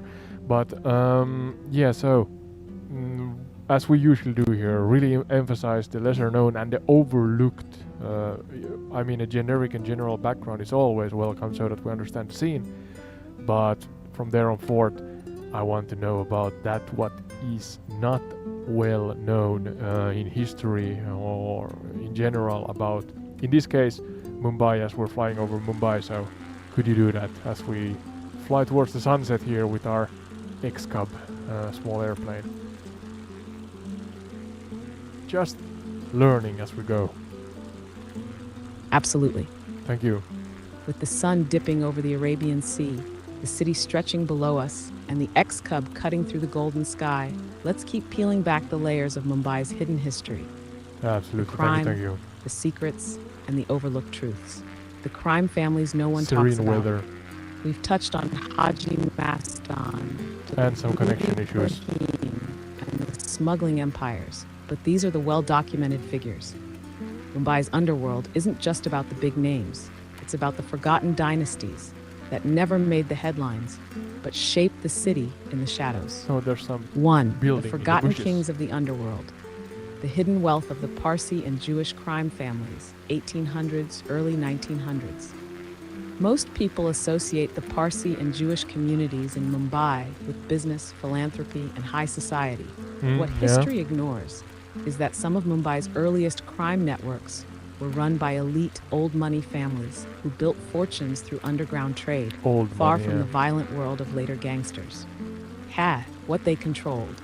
Gold smuggling, before it was illegal. British India had strict trade laws, but hidden Parsi traders worked Hello, directly mates. with Persian and Arab See, I have merchants, some viewers bringing in Kick at least. untaxed I'm trying gold Kick and out for the silver first from the time Gulf. today, so bear with Secret me. opium deals Don't know that how to weren't use recorded. the platform. While the Sassoon family gets credit for Mumbai's opium trade, lesser-known Jewish and Parsi merchants ran independent smuggling networks outside of British oversight, moving narcotics through privately owned ports that never made it onto official maps. Underground gambling rings in Fort and Baikula. Legal casinos didn't exist, but behind innocent-looking trading offices, high-stakes gambling dens operated for British officers, rich Indian businessmen, and foreign diplomats. These places were run by family syndicates, not street-level gangsters. Why they were never caught. Unlike later gangsters, these early underworld dynasties had legal businesses Oh, no. as a cover. Their Is influence the extended into banking, real estate, fuel tank and empty? British political circles. So even when authorities knew about their illegal dealings, no one touched them. Their descendants still exist in Mumbai's elite today, their wealth now legitimate. 2. The woman who ran Mumbai's underworld, Jenabai Darawali, 1940s to 1960s. Darwali, okay. Mumbai's crime history is dominated by men, Where am I? but one I've woman flown a long controlled the way. liquor trade, brokered deals between gangsters, and shaped Mumbai's smuggling empire behind the scenes. And almost no one talks about her. The queen of illicit liquor, Jenabai Should Darawali, we started fly as a over the widow most- selling bootleg alcohol in the slums of Dongri. But by the 1950s, she was advising Mumbai's biggest Dharawi. gangsters, including Haji That's Mastan south. and Karim Lala. She had no army, no violence, but her words carried more power than bullets. Even Dawood Ibrahim, when he was a rising criminal in the 1970s, respected her influence. Yeah. She was deeply religious and used Islamic teachings to convince gangsters to unite when rivalries threatened to destroy Mumbai's underworld. Eventually, she became so respected that politicians consulted her for navigating the hidden world of smuggling. Why she's overlooked. Mumbai's crime history focuses on men, violence, and gang wars. But Jenabai operated differently. She played the long game, never got arrested, and died peacefully in old age. Her legacy isn't about crime, it's about being Oh, the interesting invisible force wormhole. behind Mumbai's most powerful criminals. Task 3, the docks that swallowed people, the hidden slave trade of Mumbai's British-era 1800s. We talked about Mazgaon docks as a smuggling hub, but there's another side to its story, the secret slave trade that history never acknowledges. Mumbai's disappeared workers. Officially, slavery was abolished in the British Empire in 1833, but unofficially, Mumbai remained a key point for forced labor disguised as contract work. The Koli fishing community and lower caste laborers were kidnapped, sold, and shipped off to plantations in Mauritius, Fiji, and the Caribbean. The British authorities knew about it, but allowed it because it kept the economy running. The warehouse of no return, revisited. One particular warehouse in Mazgaon was rumored to be a place where workers went in but never came out. Some documents mention secret holding cells beneath the docks, where problematic laborers were locked up before transport. No records of these people exist. They were erased from history. Why this story is overlooked. Eerie. India's colonial Tragic. history focuses on fighting the British, not the crimes committed within its own borders. The descendants Yeah. of those who disappeared have no records. Interesting. For those watching, I'm trying to find the most tightly lived location in the world. If I remember correctly, it's Dharavi, if I pronounce that correctly. But yeah, Dharavi should be the name. And where is it? It should be here. Let's see if I can manage to find. It should be somewhere here, I think. So let's see if I can find it here in MSFS 2024. Care to guess in the chat how tightly packed that location is? And AI Sky, don't spoil it. I have a general... oh, there it is actually, this triangle on the map. You can see it here in the satellite imagery. All this that looks kind of pixelated. That's self-built. Oh, you can zoom in further. Yeah, so you can see that self-built accommodation. So people are living really super tightly packed here. And yeah, we're talking about hundreds of thousands per square kilometer, if I'm not lying. Hundreds of thousands. But I'm not 100% sure how many hundreds of thousands. Few of those at least.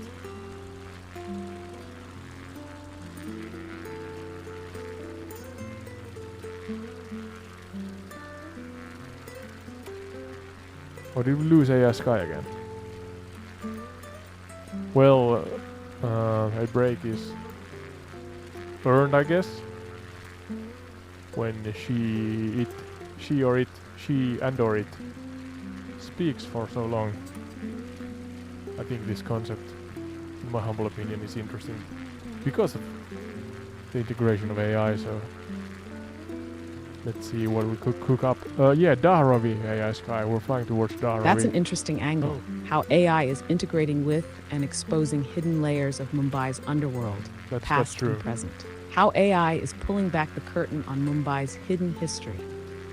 Mumbai's legacy of secrecy, smuggling networks, and financial crimes was built on loopholes, lack of records, and human discretion. But it doesn't forget. It doesn't look Here's the the other airfield, way. One, airport, AI sorry. is cracking generations of money laundering. Mumbai's old smuggling networks never really ended. They just became digital. Short Gold smuggling families from the 1800s landing here. now run real estate and offshore accounts. AI-driven forensic audits are exposing Is this hidden an wealth airfield? trails connecting Ooh, a modern roof. billionaires to illegal trade Took a routes while. that existed during the British era. Pattern recognition software is uncovering transactions hidden for decades. Money moving through this is all generations of illegal legitimate AF. businesses that still operate in Mumbai's richest neighborhoods. Here, AI and facial recognition are mapping Oh, Mumbai's don't ghosts. crash into the airplane. Mumbai is a city of the vanished, from indentured workers stolen in the 1800s to gangsters who disappeared without a trace. AI-powered facial reconstruction is helping link undocumented pasts What are you to talking present-day about? descendants. Focusing on Old the British police landing. records, combined with AI genealogy tracking, are reviving the names Sky. of people erased Sky. from history. Deep learning analysis of colonial-era getting- property records is getting, revealing who truly owned terrifying. what before Mumbai's biggest Scary. land grabs. AI talking Is about 3. AI-powered journalism AI is tearing facial open old crime cases. Mumbai's surgery crime or something families like have that. thrived on controlling the narrative, but AI is making that harder. Old case files, newspaper archives, and forensic AI is reports bugging are out, being I'm cross-referenced at a scale no Calm down, calm down.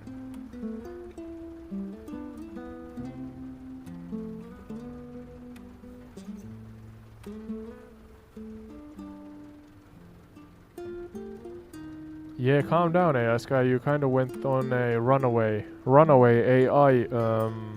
AI story, yeah, line in general there. I don't want you to talk about AI stuff. I just happened to say that you AI Sky and artificial intelligence bugged out, and you bugged out even further after that and talked about whatever. I'm not sure what you talked about, but we're continuing on towards Dharavi right now in Mumbai here.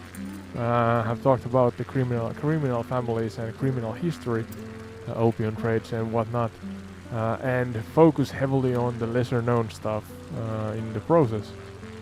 But yeah, I'm wondering, facts about Dharavi should be there soon. Is it the most tightly packed slum in the world? That's my first question.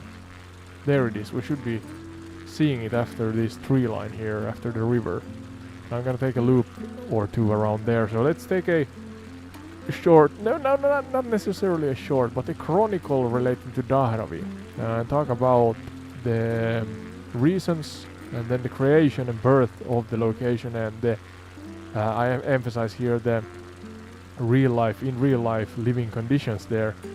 Try to make a depiction, paint a visual picture from the point of view of those who actually live there. Respectfully, of course, because this is the home of a humongous amount of people, and yeah, in my limited knowledge, the living conditions are not the best. So yeah, respectfully, Sky, could you share what you know? This should be the triangle.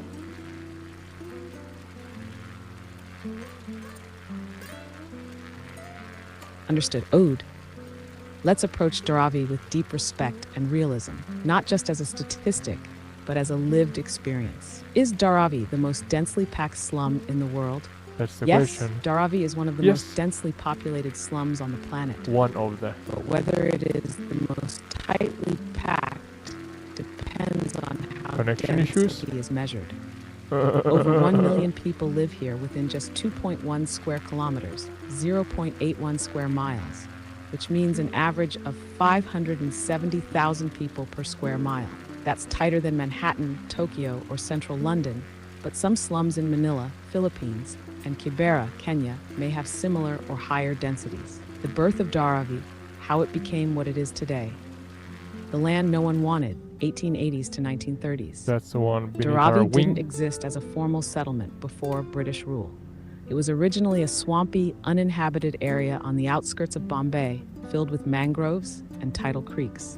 The British saw the land as worthless for colonial development. It's kind of this So when triangle Bombay's here. rapid industrialization pushed the poorest My workers cursor should out of be the city visible in the center, they migrated frame. here and built makeshift homes. The Koli fishing community was among the first settlers, followed by Tamil leather workers who set up tanneries, an industry no one wanted near the British colonial neighborhoods.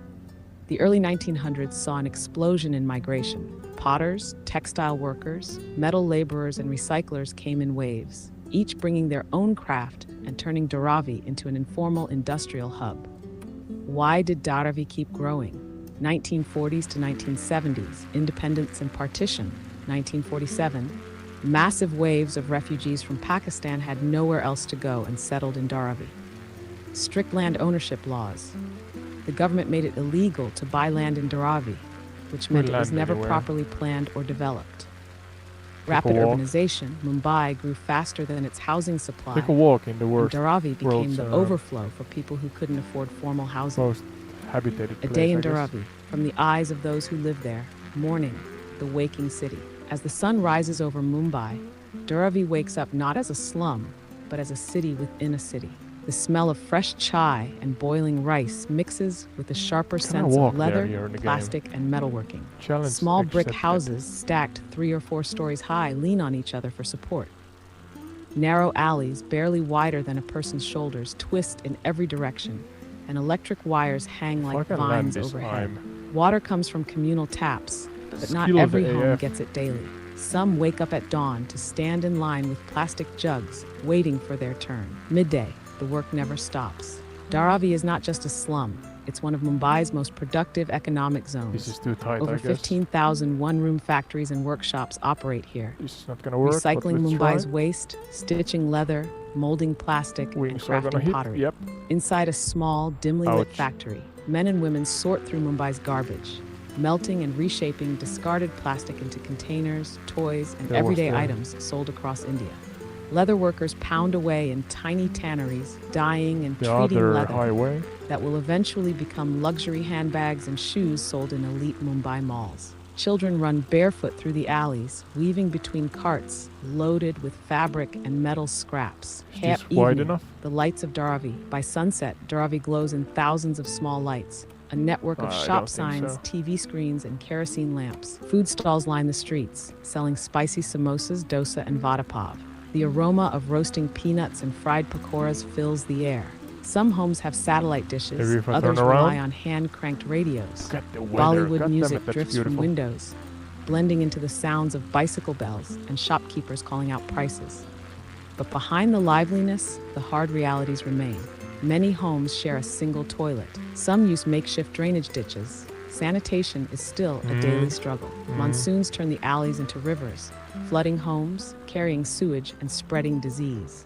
The thin metal sheet walls of homes offer little protection from Mumbai's extreme heat. In summer, indoor temperatures soar past 40 degrees Celsius, 104 degrees Fahrenheit. Why Dharavi exists and why it hasn't been fixed. Dharavi generates over $1 billion per year in informal industries, yet its residents remain Informal? poor. Land No ownership way. laws prevent proper I'm redevelopment. gonna cheat. Most families don't own the land they live You on. didn't see Government this. proposals for redevelopment have stalled for decades, Where's the... often because developers want to build luxury apartments instead is of the slum. affordable housing. Residents fear gentrification. If they are forced out, this is they may only a never picture.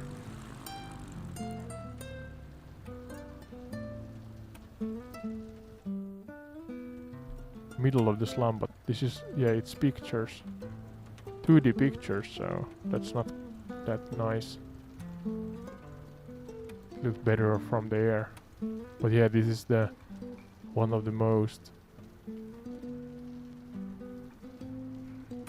locations with the most people. Was it 570,000 individuals per square mile? What's that? That's a lot. That's a lot. I'm from Finland. If you didn't know, we have, on average, throughout the whole of Finland, we have, I think it's 17 individuals per square kilometer. Don't quote me on that, but it's something like that. And I think our capital region, Helsinki, has about 3,000 per square kilometer. 3,000. I think that's a lot already. But then you have 507,000 per square mile. So that's, I don't know, 450,000 per square kilometer, 400,000. That's so much. This is not that nice from the ground, sadly, but in any case, we learned something. How do I get back to the airplane? Like so?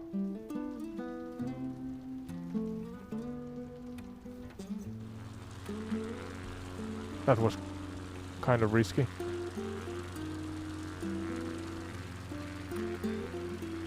If you are in YouTube or Twitch, you should by supporting the channel just by watching and being active in the chat, you should gain legacy points. I'm gonna do clear, no legacy, sorry. Loyalty points, that's the right phrase. That you can use in trivias. I'm actually gonna try one. Let's see if I can generate a trivia. We know the answer if I kind of use what we learned just a moment ago. So I'm gonna test it out so that it hopefully works. So look at your chats. And soon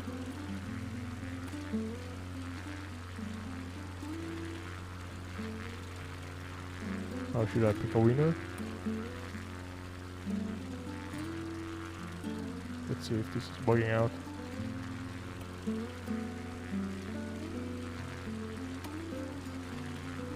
Oh, back. Yeah, okay.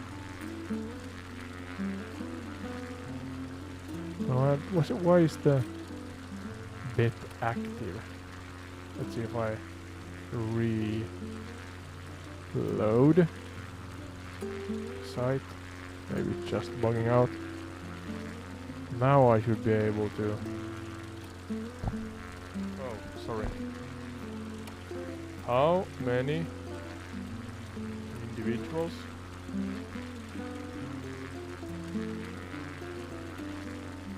live in Dharavi,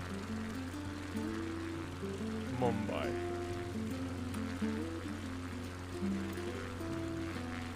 Per square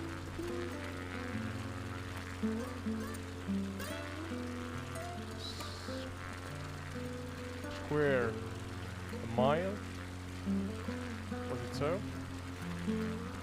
And then, oh, I'm too far away from the microphone. 200,000, 300,000, 4. No, sorry, 3. Option 3. 570,000. Alright.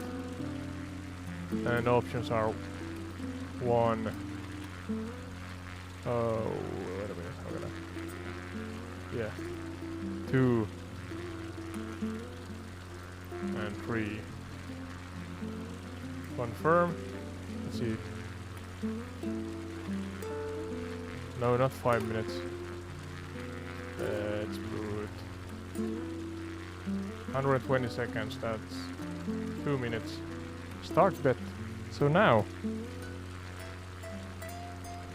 does it work? Yes, it does. So you answer by writing exclamation mark. Let's see if I can do it. Exclamation mark. Then bet, B-E-T, space, the option you want to answer. And then how many coins you want to bet. And you should, if you answer right, you get your money back plus then some. But you have to have some loyalty points so that you can take part in the trivia game. And for that to happen, you just simply have to look at the stream, be a part of it, and then you're gonna gain 5 coins per 5 minutes. And I'm only asking, or the system is asking 1 coin per answer. And then of course your coins accumulate as you answer right. So I think the bet maximum is 10 here in this case. But yeah, it costs 1 and you can bet only 1, or you can bet 10. And I think it's a double multiplier, so you, in case you bet 10 and answer right, then you earn 20. So you doubled your coins. Trying out different kind of toys, interactive toys here in the live stream.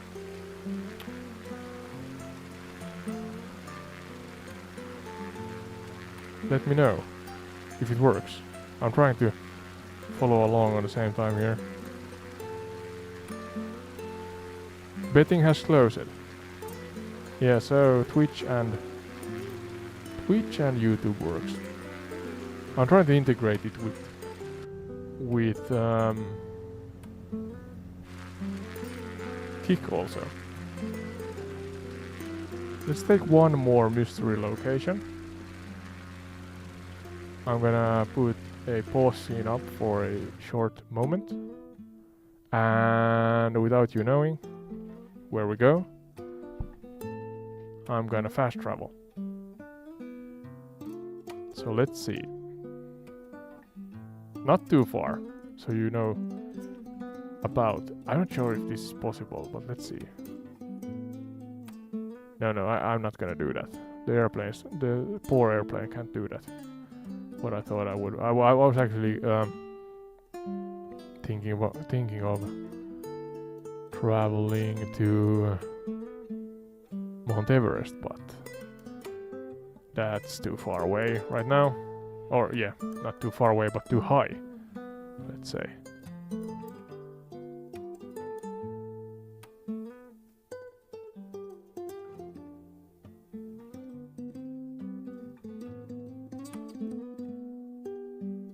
Beautiful sunset here. 30 seconds or so. We should be where I'm striving to travel to. Here. Fast AF.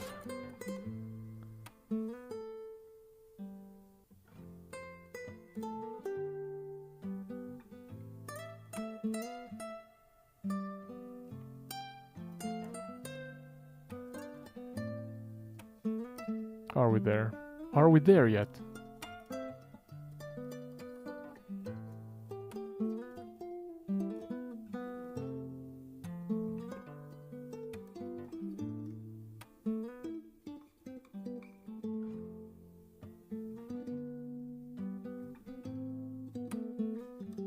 Should be here.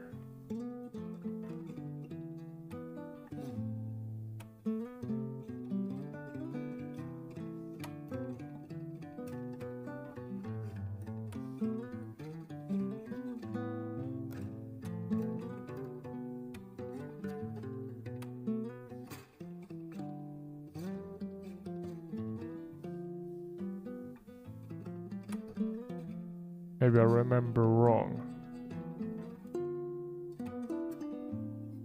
Let's see.